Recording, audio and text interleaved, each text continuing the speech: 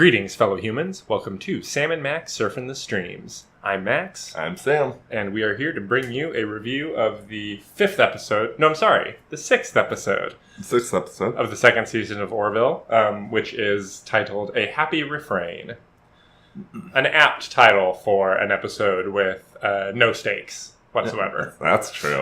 Yeah, most of the episode I didn't even know what the Orville's mission was. I thought it was interesting that they, I feel like 7 or 8 times they would cut to an exterior shot of the Orville at warp. And the only time they slowed down at all was to see that like cool binary sun system at the end where one was red and one was blue. Yeah, and then they turned around, right? Right, because they were picking up the orchestra. Right, yeah. So I really kind of liked that to visually depict that this was an in-between episode. Like, we're in between missions. This is what the ship is like when they're just at warp and nothing is happening. Yeah, nothing is happening. I like that, too. So the main plot is that this is almost a 100% remake of that Star Trek The Next Generation episode where that girl falls in love with Data. Almost 100% remake. It is, like, several similar scenes happen.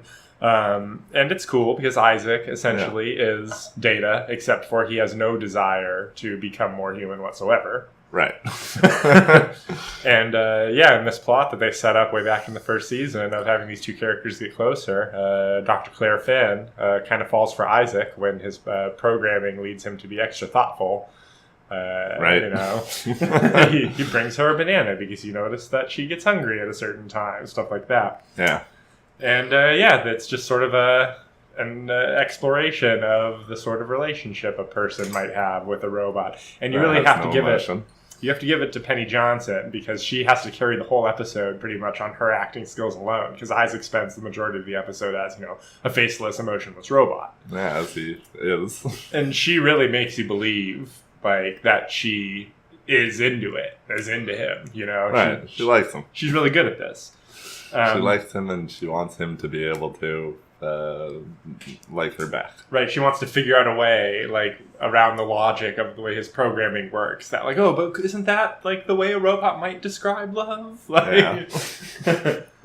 And I guess the most interesting thing, though, is when Isaac uses their amazing holodeck to give himself a human skin. Yeah, literally. That was cool. Yeah, he changed his skin like a video game. Yeah. And I did look it up, and that is the guy who plays Isaac. I thought so. The body language, it seemed like he was doing it very well. I wouldn't mind if they kind of kept this as a thing they would come back to once in a while, just so he would have a chance to have a scene or two here and there without having to be under the full costume. Yeah. Always doing those weird arm motions. Yeah.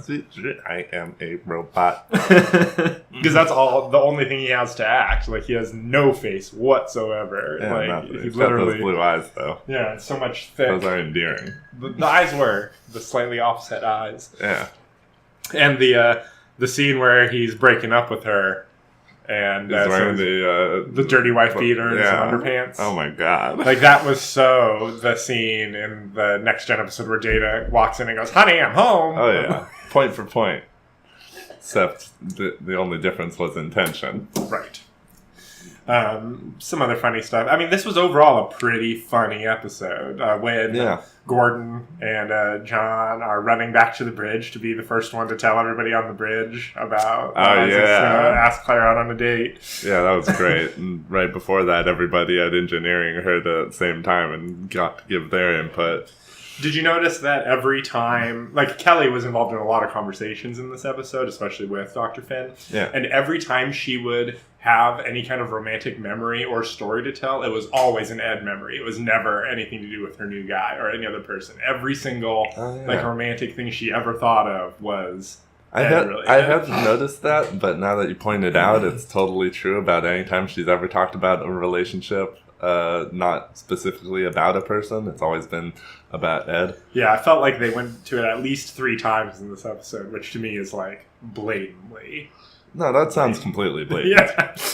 Yeah. There is a very, very small subplot in this episode. Gordon suggests that Bortus would look good with a mustache.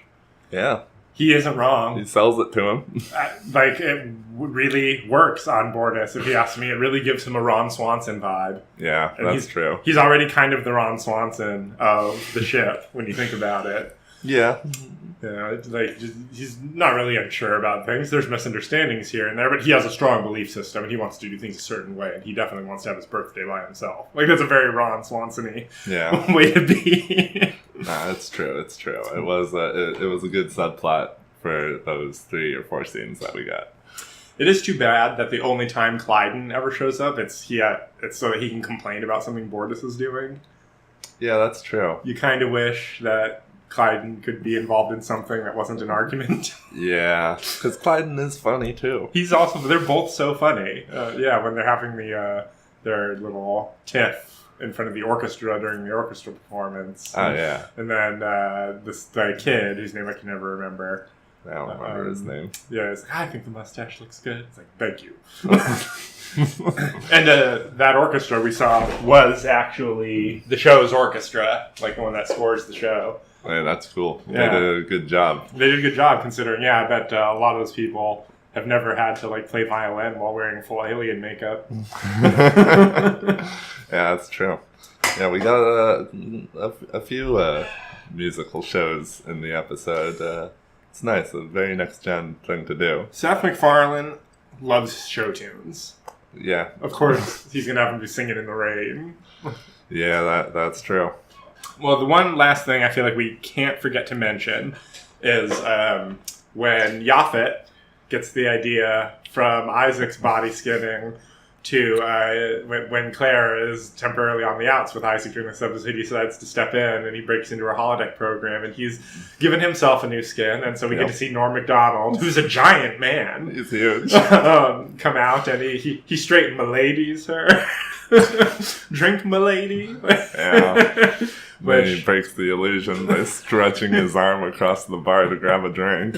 It is fantastic. I love that. Yeah, it's really funny. That actually was the highlight of the episode for me, was the 1 minute of Norm.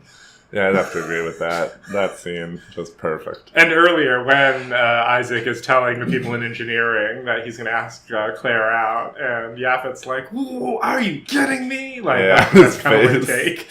I don't know. Yeah. Yeah. Yeah. Good episode. Pretty good episode. I really enjoyed it. Yeah. There's a lot to recommend it. And it's funny because a lot of times we're praising the show for when it isn't trying to be funny.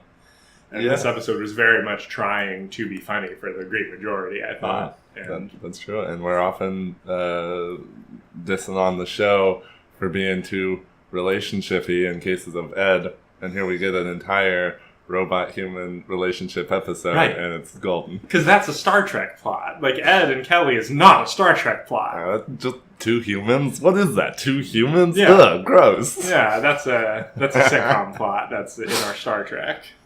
Yeah, true. So, yeah, pretty good one. And I guess that is it. Yeah. All right, well, next time. Thanks for listening, everybody. We will be back with even more TV reviews on Sam and Max Surfin' the Streams.